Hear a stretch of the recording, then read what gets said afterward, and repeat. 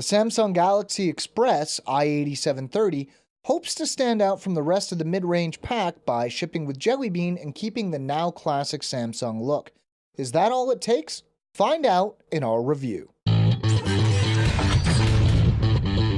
Hey everybody, I'm Chris Wook. Not too long ago, AT&T shipped the Samsung Galaxy Express in the United States. Now it's arriving elsewhere with an updated design, trading higher clock speeds for Jelly Bean. But for now, let's move away from the software and take a look at the hardware specs.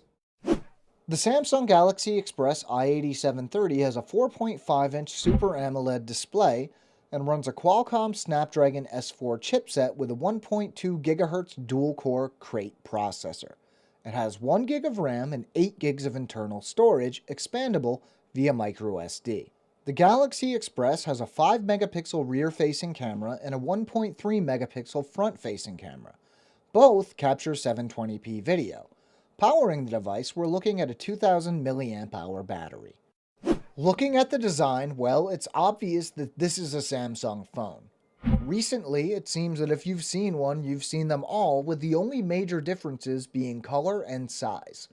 Button layout is just as you'd expect. Power button on the right, volume rocker on the left, hardware home button on the front. The overall feel is good and it should be a decent fit for most people, but those with smaller hands might have trouble with one-handed operation. The phone is light, but feels a little on the flimsy side. I'd be careful of dropping this one. Whenever we look at phones in this class, the display is usually the biggest flaw, and in this case, it's no different. The resolution of 800 by 480 just doesn't cut it on a 4.5-inch screen, though it does work better than, say, the larger Galaxy Grand.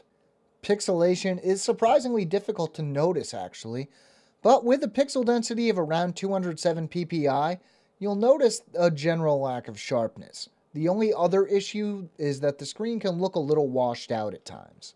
That small resolution does pay dividends when it comes to performance, as does the Snapdragon chipset. Starting with some numbers, we ran Antutu Benchmark 10 times and ended up with an average score of just under 11,000, almost exactly what we expected from this chipset.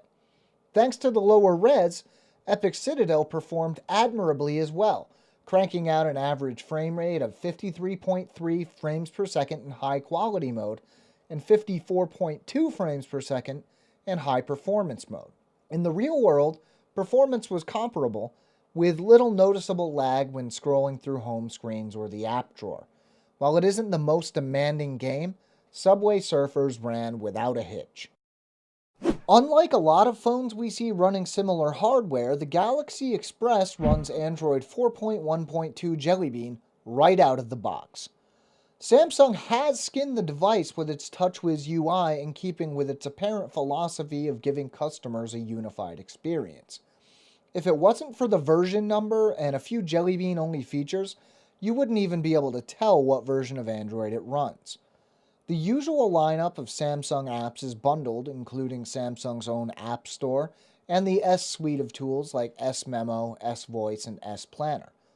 Most other bundled apps, like the voice recorder and file browser, are useful as well. There isn't that much bloatware installed. The camera is never the strongest aspect of mid-range phones, but in good light, the Galaxy Express did fairly well, capturing crisp images with good color balance.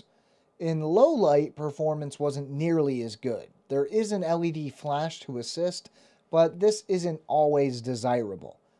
Given how many phones in this class have full 1080p video capabilities, we were surprised to see that the Express only featured 720p video capture. The same issues with low light were present, but otherwise, the quality of the 720p video was pretty good. The battery isn't exactly huge at 2000 mAh, but Qualcomm chipsets are generally pretty good at maintaining battery life. The CPU being clocked down to 1.2 GHz helps a lot here as well.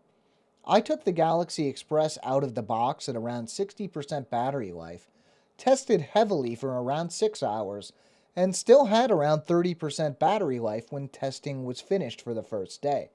An 18-hour day without a charge should not be a problem here at all. The battery is replaceable, so if you want to carry an extra or buy an extended battery, you're in the clear. The biggest hurdle for the Galaxy Express is that Samsung is kind of competing with itself here. They have other models like the Galaxy Gram that offer the same specs at a different size with different features. Not to mention, they have a lot of competition from other companies as well. That said, if you want a Samsung phone that looks and acts like a Samsung phone for a relatively low price, this is that phone. Unless you want a bigger one.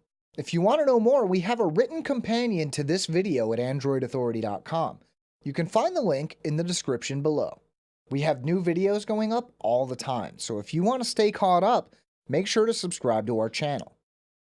I'm Chris Wook for Android Authority, and as always, thank you for watching.